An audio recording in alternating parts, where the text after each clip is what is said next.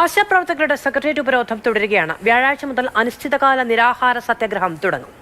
3 നേതാക്കൾ നിരാഹാരമിരിക്കും. ഗോകുൽ നാഥാണ് വിവരങ്ങളുമായി ചേർന്നത്. ഗോകുൽ, നിരാഹാര സമരം ഇന്നലെ പ്രഖ്യാപിച്ചതാണ്. ഇന്നലെ സെക്രട്ടേറിയറ്റ് ഉപരോധിച്ചിരുന്നു. ഇന്നെങ്ങനെ പുരോഗമിക്കുന്നു സമരം? Kerala ASHA health worker association 37ാം ദിവസവും ഈ സെക്രട്ടേറിയറ്റിന് മുൻപിലുള്ള രാപ്പകൽ സമരം തുടരുകയാണ്. കഴിഞ്ഞ ദിവസമാണ് ഈ 10 മാനദണ്ഡങ്ങൾ, അതായത് ഈ ഓണറേറിയം തുക ലഭിക്കുന്നതിനുള്ള 10 മാനദണ്ഡങ്ങൾ സർക്കാർ എടുത്തു മാറ്റുകയും ചെയ്തിരുന്നു. മാനദണ്ഡങ്ങളില്ലാതെ തന്നെ ഇനി ഈ ഓണറേറിയം തുക ലഭിക്കും. അത് ഇടക്കാലത്ത് കൊണ്ടുവന്നാണ് മാനദണ്ഡം. അത് മാറ്റണമെന്ന് നമ്മുടെ സംഘടനയുടെ തുടക്കം മുതൽ അത് ആവശ്യപ്പെട്ടത് നമ്മുടെ സംഘടന 2018 ഇത് കൊണ്ടുവന്നപ്പോൾ മുതൽ അത് അംഗീകരിച്ചു. പക്ഷേ അതിനകത്ത് ചില വ്യക്തതകൾ വരുത്തേണ്ടതുണ്ട്. അതിൻ്റെ ഓർഡർ കണ്ടപ്പോഴാണ് ചില അവ്യക്തതകൾ അതിനകത്തുണ്ട്. അത് സംസാരിക്കണം. ഇന്നലെ അതൊരു ആശ്വാസമായിട്ട് കരുതിയിട്ടുണ്ടായിരുന്നു.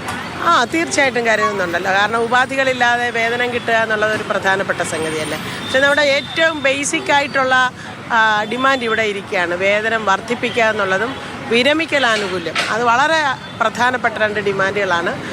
അതിനകത്താണ് ഇനി ചർച്ച നടന്ന് തീരുമാനം വരേണ്ടത്. സെക്രട്ടേറിയറ്റ് ഉപരോധം അതെങ്ങനെയായിരുന്നു? അത് വിജയമായിരുന്നു? വളരെ ഗംഭീര വിജയമായിരുന്നല്ലോ.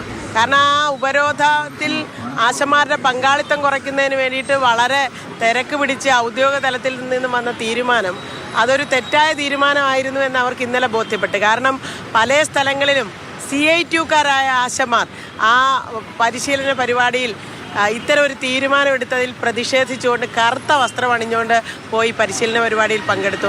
പലരും തുറന്നു പറഞ്ഞല്ലോ ചാനലുകളോട്, ഞങ്ങളെ നിർബന്ധപൂർവ്വം കൊണ്ടുപോയതാണ് ഈ പരിപാടി തകർക്കാൻ വേണ്ടി. പങ്കാളിത്തം കൊണ്ട് എല്ലാ പ്രതീക്ഷകളെയും കടത്തി വെട്ടിക്കൊണ്ടാണ് പങ്കാളിത്തം ഉണ്ടായത്. പക്ഷേ പോയവർ പോലും ഇവർക്കെതിരായിട്ട് പറയുന്ന ഒരു സാഹചര്യമുണ്ടായി. അപ്പോൾ അത് വിലയിരുത്താം പൊതുസമൂഹത്തിന്. അതേപോലെ ഈ ആശമാരുടെ പ്രാതിനിധ്യം വളരെ കുറവാണ് സമരത്തിനുള്ളത് ആദ്യകാലം മുതലേ പറയുന്നുണ്ട്. പക്ഷേ കഴിഞ്ഞ ദിവസം ഈ സെക്രട്ടേറിയറ്റ് സമരത്തിനും ഉപരോധത്തിനും ഒക്കെ വലിയ തിരക്കുണ്ടായിരുന്നു. അതേപോലെ തന്നെ പങ്കാളിത്തം ഉണ്ടായിരുന്നു ആശാപ്രവർത്തകരുടെ.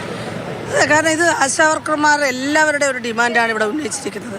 എന്തുകൊണ്ട് ഇവിടെ വരാൻ പറ്റുന്നില്ല എന്ന് വെച്ചാൽ ധാരാളം കാരണം. ഒന്ന് സാമ്പത്തികമില്ല, അത് തന്നെ വളരെ ഒരു പ്രധാനപ്പെട്ട കാരണമാണ്. നമുക്ക് വരുമാനമില്ല. മറ്റൊന്ന് ഭീഷണി, പ്രാദേശിക നേതാക്കന്മാരടക്കം വീടാന്തരം ഇറങ്ങിയിട്ടുള്ള ഭീഷണി. അതിനെ അതിജീവിച്ച് വരിക എന്ന് പറഞ്ഞാൽ അത് അത്ര നിസ്സാരപ്പെട്ട കാര്യമില്ല. പക്ഷേ എന്നിട്ടും നമ്മളിവിടെ വെക്കുന്ന വലിയ പരിപാടികളിൽ വലിയ ജനപങ്കാളിത്തം, ആശമാരുടെ പങ്കാളിത്തം അത് ഇന്നലെയും കണ്ടിട്ട് എത്ര വീറോട് കൂടിയാണ് ഉപരോധ സമരം നടത്തിയെന്നുള്ളത്. കേരളത്തിൽ ഇങ്ങനൊരു സമരം കണ്ടിട്ടുണ്ടോ വനിതകൾ നടത്തിയത്? അപ്പോൾ അത് ഇച്ഛാശക്തിയാണ്. ഇത് അവകാശപ്പെട്ടത് വാങ്ങിച്ചുകൊണ്ട് മാത്രമേ പോകുള്ളൂ എന്നുള്ള ആ ഉറച്ച തീരുമാനത്തിൻ്റെ ഒരു പ്രതിഫലനമാണ് ഇന്നലെ കണ്ടത്. അത് തുടരും. സമരം എന്തായാലും മുൻപോട്ട് തന്നെ പോവുകയാണ്. ഉപാധികളില്ലാതെ ശമ്പളം ഉറപ്പാക്കുക എന്നുള്ളതാണ് കഴിഞ്ഞ കുറേയേറെ ദിവസങ്ങളായി നടത്തിവരുന്ന ഈ സമരത്തിൻ്റെ ലക്ഷ്യവും അത് തന്നെയാണ്. അതേപോലെ തന്നെ വ്യക്തമായി അവർ പറയുന്നുണ്ട് ഓണറേറിയം തുക അടക്കം വർദ്ധിപ്പിക്കണം. അതേപോലെ തന്നെ 5 ലക്ഷം രൂപ വിരമിക്കൽ ആനുകൂല്യമായി നൽകുകയും ചെയ്യണം. ഈ ആവശ്യങ്ങളെല്ലാം സർക്കാർ അംഗീകരിക്കുന്നത് വരെ സമരം തുടരാനാണ് all Kerala ASHA health worker അസോസിയേഷൻ്റെ തീരുമാനം. സുധീഷ് തിരുവല്ലയ്ക്കൊപ്പം ഗോകുൽനാഥ്, മാതൃഭൂമി ന്യൂസ്, തിരുവനന്തപുരം.